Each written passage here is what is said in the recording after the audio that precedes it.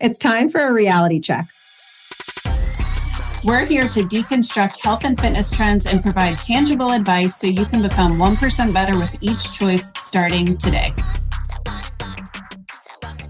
Welcome back to Reality Check. We are your hosts, Jess and Jill. And today is just another Ask Us Anything because I feel like we have a backlog of questions that we need to answer. And everyone seems to love these episodes. So we're just going to willy-nilly answer these questions that we have listed out. And as always, if you have other questions that you want us to answer on one of these episodes, you can DM either of us anytime on Instagram or on our Reality Check podcast Instagram. So we're just going to jump right in. And some of these are from our clients too.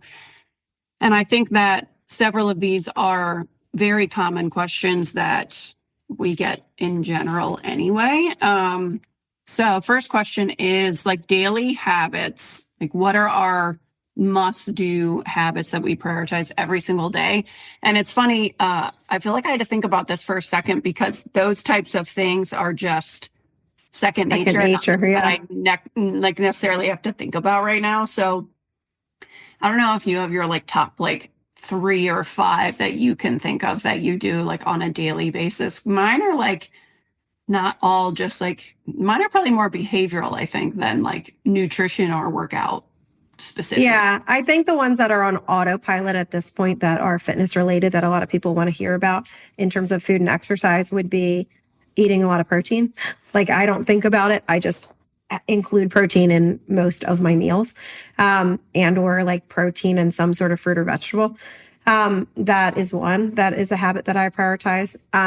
Another one, and I would zoom out and say this is a must do for me weekly, not daily, but I lift weights 3 times a week.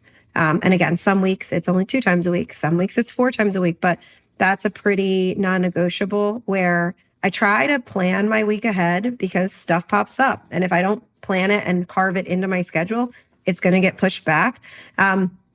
So again, this is a week to week thing. I am not that I'm not regimented, but like I might have a form call with a client on Tuesday morning at 9 a.m. or I might have another thing pop up on another day. So week to week, it does change for me. It's not very steady of like Monday, Wednesday, Friday. Sometimes it's Tuesday, Thursday, Saturday, right? Like it's not consistent, but consistently I am going 3 times a week.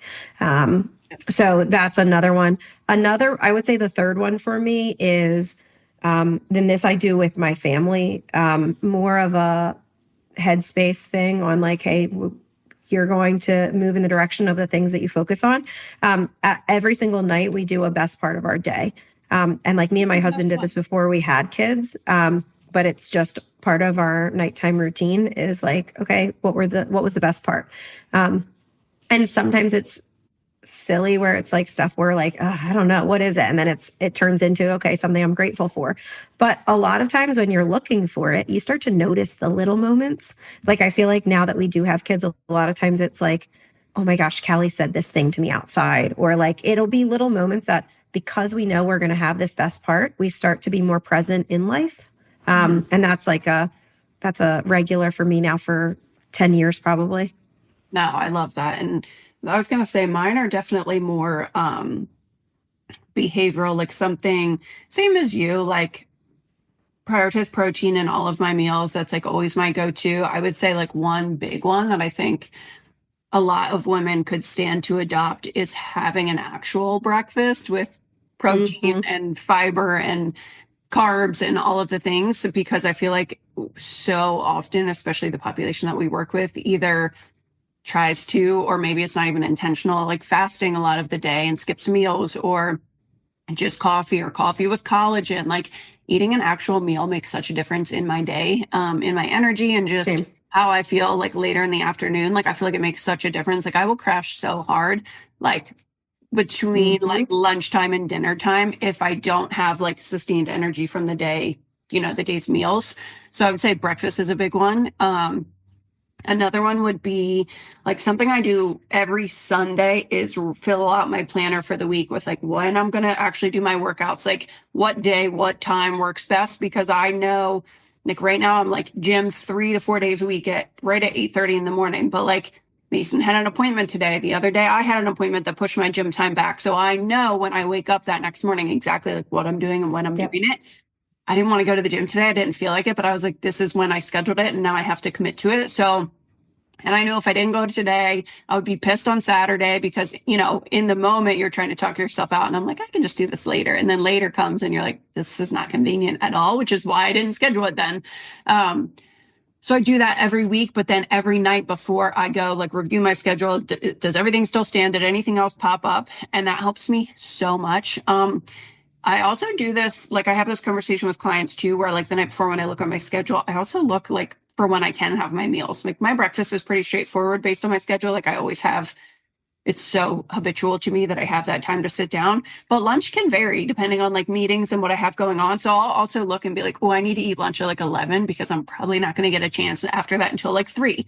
So I'm speaking to the woman because I know there's a lot of them that are like glued to their computer, work from home, just Or moms who are home with their kids, yeah, like just running around serving so everybody important. else. Like I get it. Yeah. It's very easy for me to skip meals too. So I would say those are my big ones. And then of course, just like my bedtime routine. I like my sleep and I like to get my 8 hours and we are very like regimented in that. And right now we have a walk that we're doing every day, but because it's so hot right now in Boise, we have to do it so late. It's like right before bed, which is actually really nice. So we get a little good sweat in, get some steps and movement to close out the day, rinse off, bedtime routine, go to bed.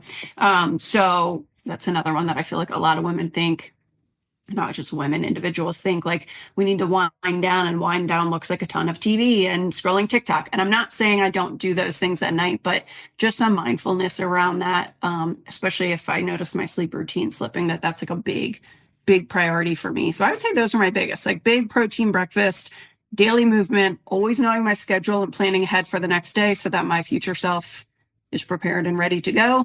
And there are as few curveballs as possible from a health standpoint, but also just like mentally, physically, my life, Yeah. chaos. The walking one is part of my routine also. Like we are, Yeah. if it's nice out, I'm outside. And I know I have the luxury now because I work from home. When I was in an office job in the winter, it was hard. Like a lot of times I have clients who work in hospitals and they'll go out for like a 5-minute walk during their lunch break. But that time walking outside in the sunshine, I feel like huge for my mental health. And that's like become a family routine where it's like after dinner, we go for a walk. When we're visiting either of our parents, even at this point, we'll offer, okay, we're going for a walk. Who wants to come? And we'll go around their neighborhood. So again, I know that might not be feasible for everybody, but even if it's just like sitting on your porch for 5 minutes, having your coffee outside in the sun, like that can do wonders for your like hormonal regulation and circadian rhythm and all. I think 2 of those that you said, the bedtime routine and eating breakfast are probably the two biggest bang for your buck things that most women are not doing consistently. Yeah, for sure. I would say that's, I agree. And that kind of ties into the next question that we got from someone is how to manage or fix 2 a.m. wake ups that feel like they happen for no reason. And we're probably going to give all the same suggestions in terms of, what does your nighttime routine look like? And if anybody tells me they have 2 a.m. wake ups, I'm always immediately thinking cortisol. And I think when people hear cortisol, they think they have to do crazy stuff to regulate and lower their cortisol. And they're like, stop lifting, stop doing this. I need to lower my cortisol. No, you need to stop doing the things that screwed it up in the first place. You need to start getting on a routine with your Go to sleep. bed, have some structure and routine, morning sun, stop looking at your screen so late. Those are the first things that I tell a client every single time. Can you get morning sun? Can you get off your phone or screen? Can we have all screens off no later than 10 p.m. ever? Like if you did that for 1 month, I bet your cortisol would just magically fix. Right. And you wouldn't have sleep issues. And that's going and to it probably will be regulate hard. with them. Yeah. Like it will be your first couple. And I'm in this, I talk about this all the time. Like this is my biggest health area that I have room for improvement on. At first, it's really hard. The first several days, you're probably going to be laying in bed wired because your body is not used to it yet. It takes time. That's cool. If you want, you can use magnesium glycinate. You could use melatonin as a short term. Okay, I'm just going to regulate my rhythm again. If you take melatonin before bed, you don't need a whole lot. You could take like 2 milligrams even. Do not turn on the television. Do not look at your phone after you take it, or it's not going to do its job in our brain because it's the hormone that is produced when it's dark out, right? So if you need assists like that as you get back into your routine, cool. But really, the routine itself, just being really, really consistent with it, put a non-negotiable that I'm going to do it for 3 weeks straight. I would almost guarantee that by the end of the second week, you're going to be in a more normal routine. Yeah, absolutely. So those are always our go-tos. Now, I will say that, a lot of women that I talk to will get a blood test and say, but my cortisol was fine in the morning. And generally speaking, they're going off of that one lab pool that they had done at LabCorp in the morning. And your cortisol is a full 24-hour rhythm and pattern that we're looking at. And you can have one that looks okay and another that can be totally skewed. We just had a client recently who her waking cortisol is super low, but her morning, just 2 hours after waking, skyrockets. Some people could be normal in the morning and too high or too low at night. So you have to look at the full picture. But no matter what it is, whether your cortisol is high, low, whatever, morning sun, regulate your sleep routine, and it's going to suck in the beginning, like Jess said. So that's always going to be our recommendation. But if you're really not sure, it's definitely not recommended to take any supplements until you know what the full picture Oh, true. like. So there's a ZRT test that's just a saliva test to look at just your cortisol rhythm throughout the day. And it's usually a 4 or 5 point test. And then the Dutch test we use quite frequently with clients that looks at a lot more than just cortisol. Looks at cortisol, cortisone, metabolites, sex hormones, nutrients, vitamins, mineral status, a couple different things. And if cortisol is high, like if it's high before bed and you know it's high before bed, ashwagandha is a pretty regularly studied supplement that you can take. That is and an it's adaptogen. Safe to take whether you're high or low. Yep. So ashwagandha, I would recommend if it's one of those things where you're feeling wired and you think it's high at an inappropriate time. Another thing that I think a lot of women have backwards is, oh, I shouldn't eat before bed, whatever. Carbs can lower your cortisol. So sometimes, especially with like our perimenopausal or postmenopausal women who experience this, I'll recommend like a bowl of oatmeal as their evening snack, like something like that, a sweet potato with something sweet on top, right? Something like that can actually help you to get better sleep. Yeah, it can actually help you fall asleep and start to regulate that rhythm.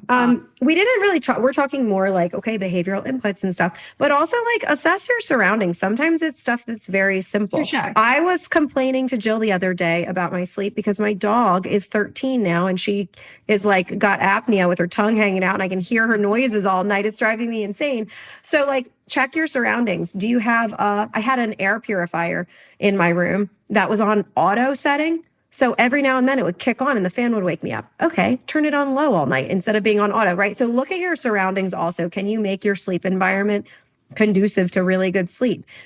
Cold temperatures tend to be better for deep sleep. We talked about stimulants in terms of visual with phones and stuff, but also, are you having caffeine past noon? Are you having alcohol to wind down? If you're having a glass of wine to wind down, you might fall asleep well and then wake up at 2 a.m. because your REM sleep is not going to be good. Your deep sleep is not actually quality, even though you think you are using it to wind down. It's actually going to cause the opposite effect. So there's lots of different factors like that. These are all just different things you can kind of consider. Mm-hmm. Yeah. And I definitely am somebody who needs like a perfect sleep environment. The thing that wakes me up most often would be that I'm hot as we like turn the temperature down so low. It needs to be cool, dark, and quiet. Dogs and kids, obviously some things are not within your control, but like me, if we go on trips together, Jill can't room with me because like if my something's snoring waking you up, it's just the way that it goes. But I would say that's a pretty big one. And I know because some people are going to ask, well, I thought you shouldn't eat before bed. It's really relative to the person. Sure, in a perfect world, you would have regulated cortisol and not need to eat carbs before bed to go to sleep. But like, you just have to do what works best for you and in the moment and whatever you have going on. And it's like anything else. Like for some people, more food is the answer. For some people, less food is the answer, right? A lot of the women that we work with are overdrived and their stress signals are all out of whack because they tend to be under eating. So it actually can help regulate them in the opposite direction than what you'd think. Yeah. Next question was high versus low estrogen symptoms and anything diet wise to help with either. So I feel like this is a common one. And generally, when somebody's asking this, it's because they have PMS to some degree. I had a conversation with a client recently who has like increased bloating around like ovulation, heavy painful periods, their mood changes, right? Like Jess and I low key joke that we have a little PMDD maybe in the mix. Although I feel like we're both doing better with that. But yes, we are. Look at us healing ourselves. We haven't had an unhinged month together in probably like 8 months or honestly, it's been a long time. I know. It's funny. I texted Jess yesterday and I was like, I know it's been a while, but I think actually this month I'm a little bit wonky. Totally stress induced and self induced. But I feel like generally that's why people are asking that. So there are things that you can do depending on what you have going on. But it's important to know that there's a certain ratio that you should have in your body when it comes to estrogen and progesterone levels. So you could have lower estrogen, but the ratio is just not where it's supposed to be. So you're still estrogen dominant, even if estrogen is low. So if you go Google how to fix low estrogen, you're going to be doing something that might not actually be helpful to you. It might actually work backwards. So it's important to know actually what's going on. And if you are getting actual lab testing done to test during your luteal phase, so you can see what are actually the levels when I should be at my highest, because that's really going to give us the best picture. And then you'll know what it is that you actually need to correct. So I just want to be clear on that estrogen dominance doesn't always mean estrogen, right? And a lot of times, especially those symptoms around like ovulation specifically, it's not, I don't want to say it's normal because none of it's normal, but it is common to have increased like bloating and digestive changes because of the fluctuations in your hormones during that time. So and then the Dutch test is great for this too, because somebody might have estrogen levels that might be within normal limits, but they're not actually metabolizing it very like effectively or efficiently within their body. And they need more like detoxification support, right? So again, I know we're always like giving so many nuances, but it's nice to just test and know exactly what's going on, which is why I love the Dutch test. Dutch test is not widely recognized in conventional / Western medicine for reasons unknown to me. But I think it's expensive, but it's kind of cool. My mom had estrogen dominant and progesterone dominant breast cancer, PR positive breast cancer. So I got a Dutch done recently because of that specifically. I'm like, if I'm already estrogen dominant, I know that my risk factors are higher. Let me see what I can do, because there are things that we can do to get ahead of it. And what mine said was like, actually, you're in healthy ranges here. My cortisol is super high. My dopamine's low because my sleep routine sucks. And that is something I know how to change. But it said that one of my metabolites is low for like basically clearing estrogen from my system. Okay, cool. That means that extra estrogen is going to back up in my liver. Once a year, I can do a liver flush and basically like hopefully proactively prevent the type of breast cancer that my mother had. Mm-hmm. Totally. So, in terms of what to do in those scenarios, so cruciferous veggies, meaning like broccoli, kale, cauliflower, Brussels sprouts, can be great to support estrogen metabolism. Like Jess said, supporting your liver and just different stages of detoxification are beneficial. Fiber is going to be great. Reducing alcohol if you do have high estrogen, which again, a lot of these things are just also general health recommendations to optimize from a foundational level. But obviously, if we're not detoxifying effectively and we're having a glass of wine every night to wind down, probably not beneficial if you have hormone concerns. And just like overly processed foods in general, like wine is obviously, alcohol is a clear one on our liver, but that's what processes all the toxic stuff, right? So really, if you can eat more whole foods and eat closer to like a Mediterranean diet, we're not saying restrict everything, but if you can do that, like even if you did it 1 month a year, most of the time we should be eating maybe 80 to 90% like that anyway. But maybe 1 month a year you eat like a whole foods only diet or a Mediterranean diet to basically give your system a break so that it can kind of literally flush itself out and do what it's supposed to do. Yeah, totally. And then, like Jess said, like all the same things that we would suggest, right? Fiber, protein, omega-3s are great for like the anti-inflammatory benefits. Lots of Especially, water. yeah, hydration, not under eating because that's going to downregulate your hormones in general.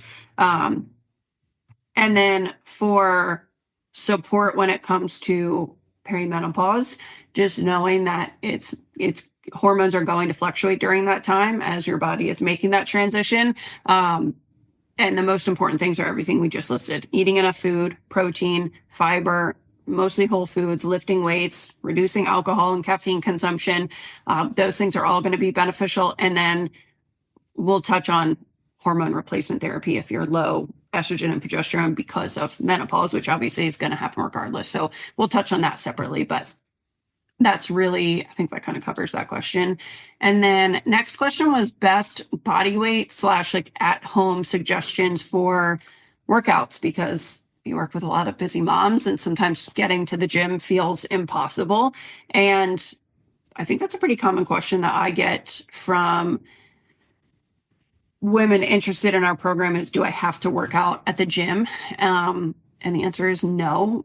I think you can get the best results at the gym with obviously access to more weights, and it's much easier to progress in your lifts, but you definitely can see a lot of progress at home, especially because we're doing the programming for you if you are a client. So you can absolutely do home workouts as long as you are progressing and you understand how to still progress. Now, if you only have 8-pound dumbbells at home, yes, you can move your body every single day, right? And that's great for your health. But in terms of like building muscle, changing your physique, it's going to be a little bit tricky when it comes to that. But I have a client right now who's about to travel and she's like, hey, I need band only workouts for the next 2 weeks. That's not going Cool. to crumble all of her progress, right? Yeah. Of course, we're going to make that pivot, and you absolutely can do that. There's so many workouts you can do that are just band body weight, just dumbbells, whatever. My answer to the person who messaged this one. Yeah. So I always talk about like the big five functions, but basically squat of some sort. So you could squat, you can lunge, you can do split squats, you can do a one leg squat, sitting to standing from your couch, whatever. Hinge, so some sort of deadlift if you have weights. If you don't have weights, some sort of hip thrust maybe from the floor. Again, I'm talking to somebody who's a mom who's just getting into resistance training. So that's probably resistance enough for her. At some point, she's going to need to progress beyond it.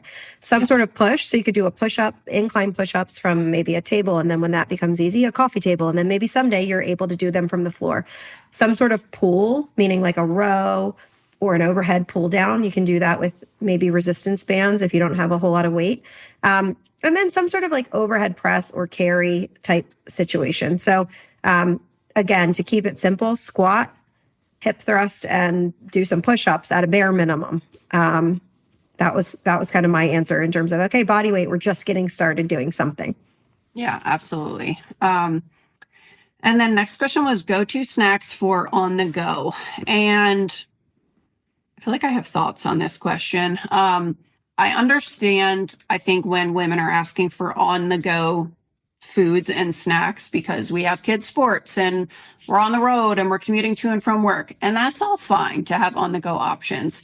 But I want to make sure that I'm clear that we really should prep as many meals from home as we can and not aim for constant convenience processed foods to fill our day. Totally cool if you're going on a vacation or a road trip or you travel for work, right? In those scenarios, you have to just do the best that you can do. But I want to make that clear that what we're listing isn't what we think you should be eating. It's because maybe you're in a busier season of life or you need it for Tuesday and Thursday evenings when your kid's at sports or whatever the case is. And you know what's funny is the person who messaged this question was actually not asking for convenience options. She was like, hey, the more I'm learning about macros, I've been packing almonds and hard-boiled eggs, and that's a lot of fat. Is that too much fat? And I'm like, whoa, totally different conversation, right? These are Yes. great, excellent nutrient-dense sources that you're packing, and you're zooming in at this one little snack. And what I told her is, hey, no, there's nothing, like, eat as many whole foods as you want, but zoom out at the course of the day to make sure you're hitting your proteins and whatever nutrients you need to eat. Your proteins and your fibers primarily are the ones that we like to focus on. But that's okay if every single snack doesn't have the perfect amount of 30 grams of protein. Like, don't stress yourself out about that. Same like what we said about eating at nighttime, right? I would care more about zooming out at the course of the day and saying, are we doing the most important things rather than being granular with what did I have at each meal or what about my meal timing? Yeah, absolutely. Totally agree. And then on that topic, I generally, it's so funny when clients are like, I need suggestions for my camping trip. And I'm like, okay, are you in a hotel? Are you in a camper? Are you in a tent? Yeah. Do you have a cooler? Do you not? So like, there's so many variables here. But generally speaking, I think people are asking for like super quick on the go. So Yeah. obviously, like, yes, sometimes protein bars are nice to have, granola bars are nice to have, but also like beef jerky is a big go-to. That's a big one for me. I have a client who is going out on the lake multiple weekends this summer, and we just were talking about, she was like, I think apples can travel well, and I can just fit a bundle of bananas and just carry it versus like peeling one off. And I was like, well, clementines are great, grapes are great. Those are things that I tend to bag up easily that are fine to eat on the go. And then like jerky, mixed nuts are great. Things like string cheese, if you do have like cooler access, right? So there's a couple of variables. Hard-boiled eggs are awesome for on the go for sure, because I feel like they're quite resilient. Trying to think what else. If I you feel like cottage cheese and fruit or cottage cheese and veggies, hummus and carrots and celery are great. Like, again, it depends on your access. But if you're genuinely just like on a plane, it's got to be like jerky or protein bars, or you can't even bring a protein shake. You can bring protein powder if you're traveling and fill it up with water later. So those are the super like. But I think a lot of times it's like people are running because it's a day trip or they're going to their kid's sport event or whatever. And it's like, okay, put this stuff in a lunch.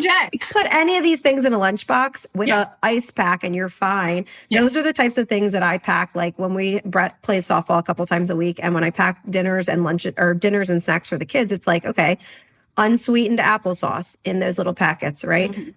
Yogurts, string cheeses, beef sticks or beef jerky. There's like fruit snack, that's it, fruit snacks, or Aldi has their own brand that it's called Elevation Bars, but literally the only ingredients are like walnuts, apples, and cinnamon. I pack a lot of that kind of stuff when it's like a convenience option. Raisins. You know what I used to do all the time when I flew a lot was I would get a rotisserie chicken and I would literally shred it up and put it in baggies and just eat it with my hands if I had to, for the sake of like protein, which you can really do with anything. But again, it just depends on cooler. But yeah, hopefully that answered that question. I think a lot of times people are, it's like what you're saying, where they're like, well, but what about like chips? What about snacky snacks? And it's like, I prefer to enjoy my indulgent calories in like real food, like pad thai or nachos or ice cream. Like, I don't know. I don't tend to buy a ton of snacky snacks like that. I'm not just munching on Pringles because I don't want to spend my calories in that way. And I think if you're thinking on the go and like, okay, I want to track and stay on plan, do I think like a sandwich from Starbucks is your best choice? No, but the exact macros, you can plan ahead. So like Starbucks, Chick-fil-A, any like chains are great if you're on the go and in a pinch and you still want to like, if you are tracking and trying to stay, just being mindful, which you can be mindful anywhere, even if it's not a chain, and be like protein focused, color focused, whatever. But that's what I tend to do when I travel to keep things super simple for myself. And then the other thing I go to Wawa all the time and grab I don't even know how to pronounce it, but Seeker or something. It's like a thicker yogurt. It's like some Nordic yogurt or something. I don't know. Yes. I'll buy that. They have those little cups of like cheese and pepperoni and grapes, like things like that. I tend to check that section out. I don't tend to go to the bagged chip section. I just don't. Yeah. And I'm not a big fan of protein bars. So honestly, I'm not eating protein bars most of my life. Yeah. I mean, I definitely always had bars on me when I was traveling for work, specifically just because I would be like ravenous and trying to maintain some ratio, but also just have in the back of your mind when you're on the go and however you're doing it, that generally speaking, those types of foods tend to be higher fat, lower protein. So that's what you have to just think about when you're trying to like balance out your day, is that a lot of the times those snacks tend to be the way, unless you do have like jerky. But I think we kind of covered our bases on that question. Next question is how long to be in a deficit before going to maintenance? And I'm pretty sure every time I post a question box on my story, I get this question. And the answer is it depends, like everything else. And I think sometimes the reason we get this question so much is because women just really want to be in a deficit. They're like, but I don't want to come out. What if I lose another half a pound someday? And it's like your body hasn't responded in weeks. What are you doing? You're just torturing yourself. Or hey, you haven't been adherent to this deficit. You're not truly in a deficit. Why are you torturing yourself if this is not the right life season? If this is the season that you're on the boat or at the beach every other weekend, like why try to be in a deficit? Why not just be in maintenance during this time? And then maybe in the fall, when you're not as busy, you go into deficit. So the answer is how long to be in the deficit? Typically, we have women in a deficit for like 8 to 12 weeks. That is not a hard, fast rule. If they are still adapting and their bodies are losing weight and they are feeling like it's reasonable and they're not feeling super restricted and it's going well, they could stay there for 16 weeks, for 20 weeks, right? If they're still adapting. However, we're taking into account, one, does it still make sense? Is it feeling really restricted? Are you able to stick to it? And two, is your body adapting? If your body is no longer adapting, what are you doing? Like, why are we spinning our wheels here? We either have to cut lower or it's time to come out of this diet. Yeah, totally. And like we're following your body's biofeedback, but also like your ability to comply, for lack of a better word, stick to the protocol, be consistent. We're looking at how your body's responding, but also what's your vibe in the check-in. If you were like super energetic and this feels so good and I'm so strong and I'm lifting heavy weights when you were at maintenance and I'm 14 weeks in a deficit with you and your check-ins are like, yeah, no, high stress, low energy, like we can literally see that shift and I can detect it. And I'm like, your vibe's different. Like what's going on? I can tell that you're kind of over this. And sometimes we have to catch those patterns before clients because they want the results so bad that they're like just going through the motions. And I'll bring that up and they'll be like, oh my God, you're right. Like I don't want to be in this deficit anymore. And I'm like, cool, let's get out of it, you know? Or if somebody's physical, it might be the other way around where they're like, no, I feel good. Yes, and it's like, probably more often. That's cool that you feel good, but also you're so used to dieting. No wonder you feel good. You haven't had hunger cues. Like we're looking at the symptoms that they have too. You haven't had hunger cues at all in weeks. You're like telling me your sleep is interrupted. Yeah. The things we just talked about earlier in this episode about high cortisol before bedtime, you're starting to wake up in the middle of the night. You always had good sleep before this, and now your sleep is bad. Your libido is low. Like these are all red flags that your body is sending saying you're stressed out. We need to come out of this deficit. I don't care if you're losing weight. Like that's a big one. Yeah, totally.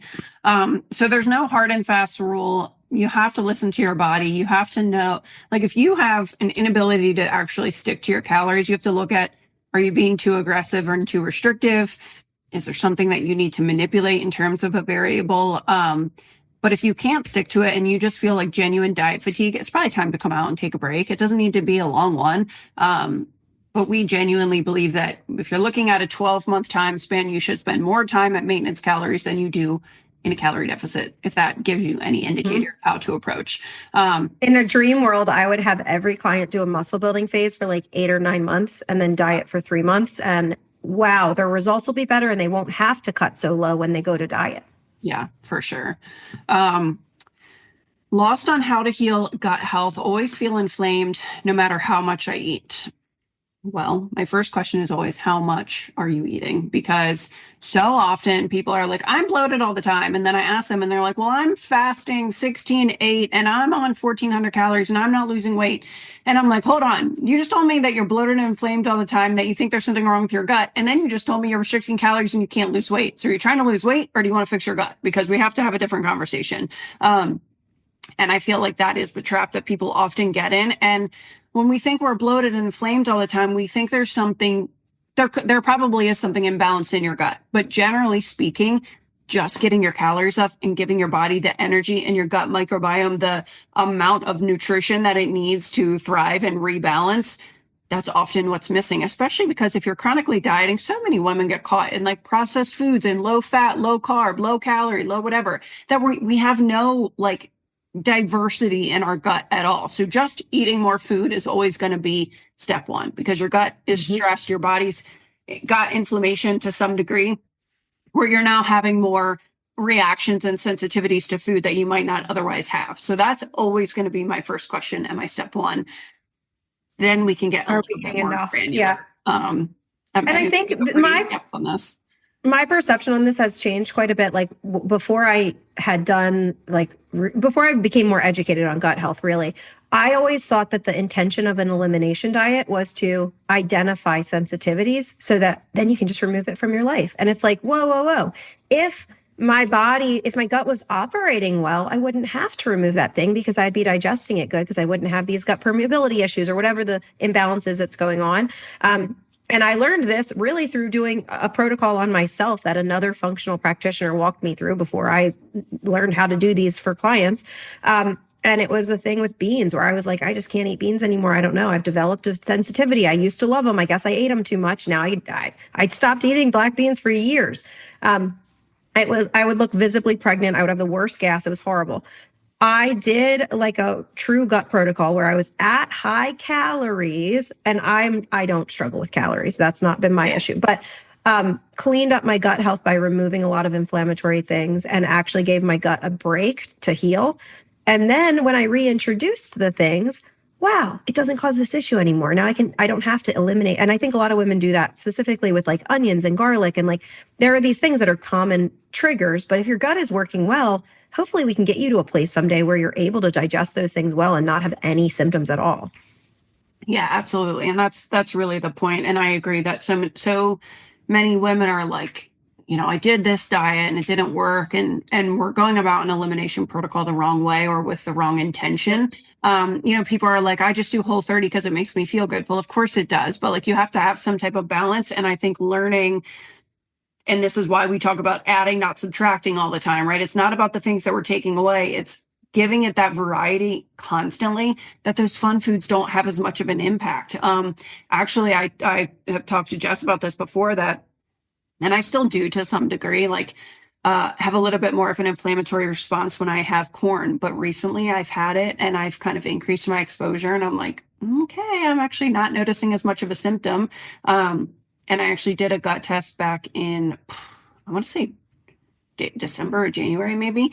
And there were some things that were off, and I'm about to retest again because it feels so much better, that I just want to see where I'm at. And it's really cool to do that. And every like 6 months or so, I personally like to check mine just to see how I can optimize. So that's overkill and probably not necessary for most people. But anyway, adding is the most important thing. Having variety, eating fermented foods, getting enough protein, getting lots of fiber. Fiber is like, I think people think, oh, I need to eat fiber so I can poop. Like fiber actually controls the speed at which food moves through your digestive system. And if we're not getting enough, things might be broken down in your large intestine when they should be broken down in your small intestine, or vice versa, right?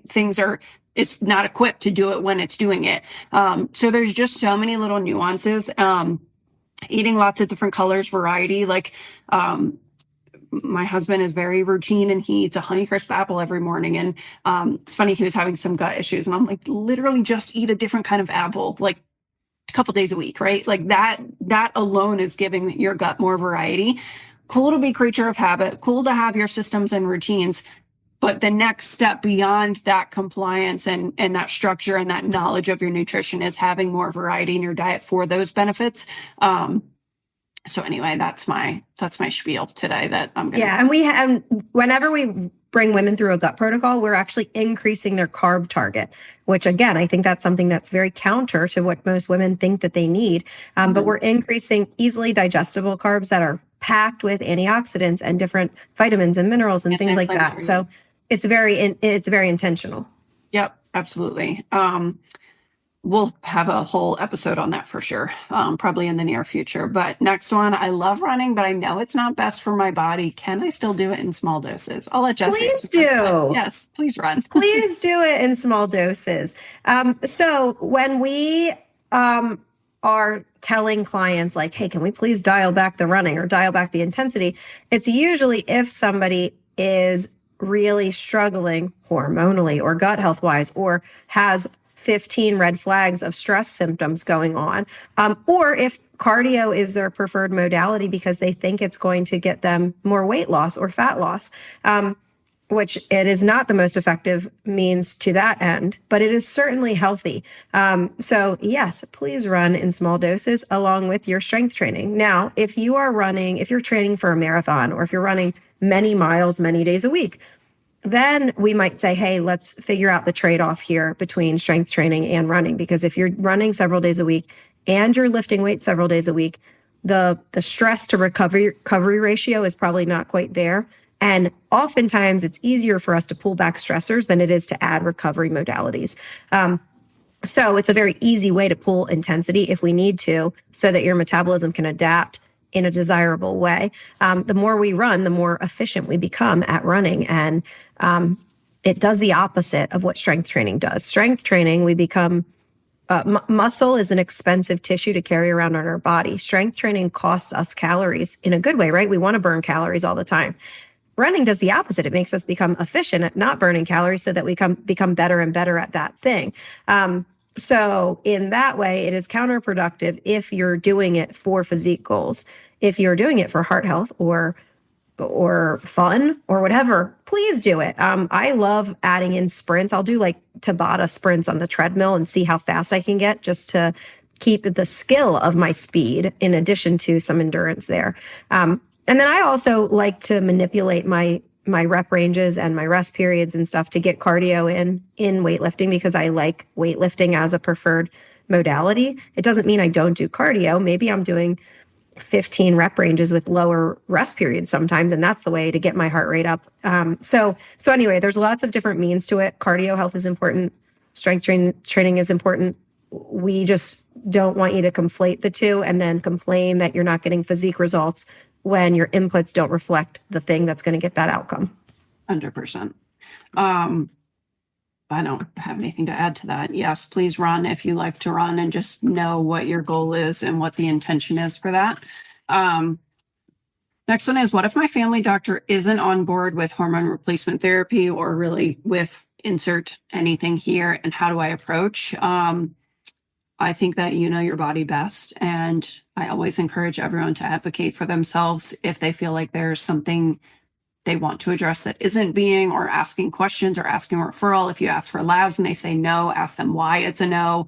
I think that so often we just take their answer and go, and you don't have to do that. So get another opinion, get a second, third, fourth opinion, consult with somebody that you trust.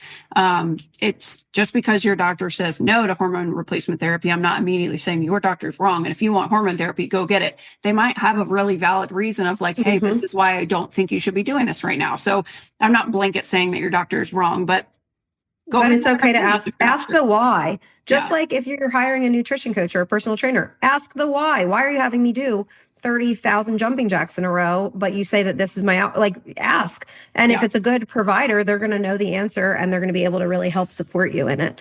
I cannot tell you how happy I am that I challenged my doctor in 2020 when I was pregnant and they were pushing the vaccine. Honestly, I have a blood clotting disorder that is just a genetic blood clotting disorder. And that was a really common side effect that was already being talked about at the time. And when I asked my doc, I went in there with my antibodies test, like, hey, I still have natural antibodies from when I got sick. And the doctor's like, well, yeah, but we don't really know how many antibodies we should need. And I'm like, okay, so why would I put more in my system if you don't know how many I should need, right? Like, there needs to be logic behind it in either case. So that's that. Yeah, 100%. On that topic, what tests should I run to make sure my hormone levels are in check? And I think that the phrase balancing hormones is wildly misunderstood or misconstrued. And I think a common question I get from women is, well, my doctor wouldn't test because I'm on birth control. And not invalid in that you have a synthetic form of hormones in your body. If you did a Dutch test, it would not reflect totally accurately. Your natural production of those hormones is suppressed, and these tests often can't detect the levels accurately of this synthetic hormone production that's happening. So they're not wrong in that, but it depends what you're looking for. When you say balance hormones, what do you mean? Do you think your thyroid's off? Because that has nothing to do with with your sex hormones, and thyroid is a hormone. Do you think cortisol is dysregulated because that is not a sex hormone, but it's still a hormone? You have your hunger and satiety hormones, leptin and ghrelin. Those could be, that's not really something that you test for necessarily, but it's something that can be off still. Testosterone. I've seen women have super low testosterone, but their other sex hormones look okay. Like there's a lot of different things that you can look at in different means of testing. So I think that it's misunderstood when we say the term balance hormones, that it's not just this like one magical hormone test that's going to look at everything and solve all your problems. We have to correlate your symptoms and what you're experiencing, what problems you're looking to address with the appropriate tests. And it's like, why are we doing this? And what are we looking for?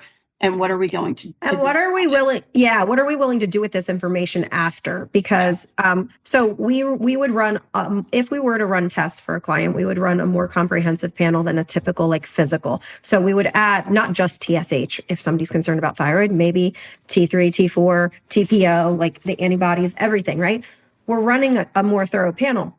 But one, if you're just going to your doctor and asking for a really comprehensive panel and you're not working with somebody who knows how to interpret it, a lot of times it might just say like, oh yeah, you're normal. And it's like, okay, well, those are based on the general population, which is mostly unhealthy, not based on optimal ranges, one.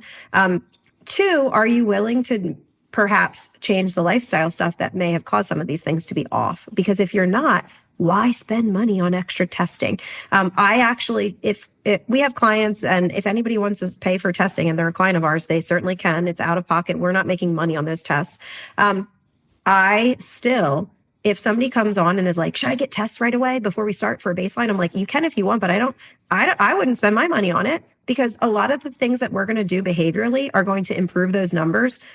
So why spend money on it? Like, let's do the behavioral things. And if your symptoms start to go away, great. Now you don't need to do these tests, right? If your symptoms do not, if they persist and we're doing all the right things, then maybe we loop back around to this conversation and maybe it's worth it for you.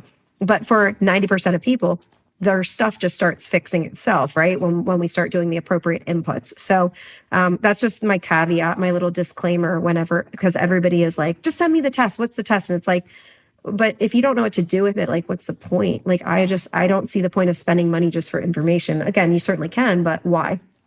Yeah, 100%. So I agree. And I think that I don't even know what percentage of women come to us saying, can you do lab tests? Can we do this? And we generally explain to them, hey, you're welcome to do this, but this is why we advise to do it a little bit later. And I always say too that I'm a data girly. I get it. I like to have the full picture and I want to know what's going on, but you have to know what the solution is. And it's probably going to be the same whether you test or not. And is that worth it to you to still make that investment? If it is, cool. If it's I'm still going to say you need to eat more than 1,000 calories that you're eating right now. Yeah. Like, and then they're like, but no, look, my hormones aren't bad. And I'm like, yeah. That like we still have to do those things. This is not like, okay, now I have an answer, so I'm going to give you a different solution. Like, yeah, maybe there are specific supplements we could add or something if something is way off. But for the most part, we're still starting at the same place. Yeah. Yeah. And then down 15 pounds, should I look at adjusting my hormone or not hormones? Down 15 pounds, should I look at adjusting my macros is the next question. And my question is, are you seeing progress? Do you want to lose more? Are you feeling good?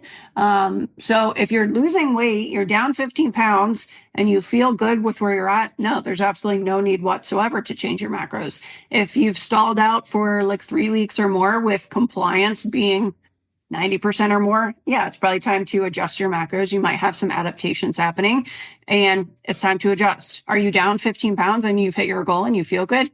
Yeah, adjust them and start reversing your calories back up. Are you just tired of dieting and need a break? Yeah, adjust your calories and bring them back up. So it depends. Tons of factors, too many factors. Yeah. What do you want? What are you doing? How are you feeling? What's your goal? But I think I covered, I don't know, most of the options there. Okay, last one. Are tracking macros the only reliable way to ensure that you are eating right? And the answer is definitely a no. So tracking macros are a really great way to educate yourself on what goes into your face. Learning which foods have more protein, which foods do have fiber, which foods have different nutrients in them. Am I actually eating as much as I think I'm eating? Or am I eating way more than I think I am eating? can be a really great educational tool. It can also be a really great data tool to get us from point A to point B faster, right? I can pretty predictably increase your calories if I can look at all these data points, or decrease your calories and say, we'll probably lose about 1 pound a week, right? I can pretty predictably do that if I have more data. If I don't have that data and we're going off of portion sizes, or hey, let's just add colors to our plate, or let's I wouldn't say go based on how you feel unless you've already had this prerequisite of the education piece first, but listening to my body, right? All of those different ways are really reasonable, acceptable ways that people do get healthy. Tracking macros are a far more reliable way if you specifically have goals of muscle building or fat loss. If you have physique goals, it just makes it way, way, way easier. Yep. I agree with everything that you said. I think it's an awesome tool, but it is one tool of many tools, and it just depends what your goal is and how you want to get there and what your expectation is, and really what you're looking to get out of it. But it's a great tool, but it's not the only tool. So, and we have clients that we wean off of tracking and more towards intuitive eating once really they've hit their physique goals. Yes, that's our ultimate goal. But usually that takes a couple of years, right? That's not going to be, okay, 6 months, I have my perfect physique. Now let's learn how to eat intuitively. It's like, sorry, it's a process because you're learning habits along the way. But that's our ultimate goal with our clients.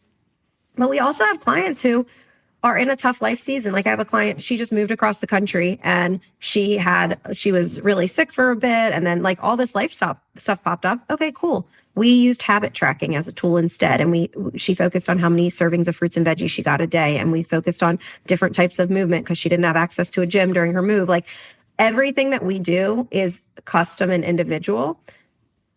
With that said, we had an agreement on, okay, do you feel good about the outcomes physically? Like, do you feel good about the consequence of the choices of the inputs, right? Do you feel good about just maintaining during this life season, maintaining your sanity, staying healthy, but not worrying about your weight?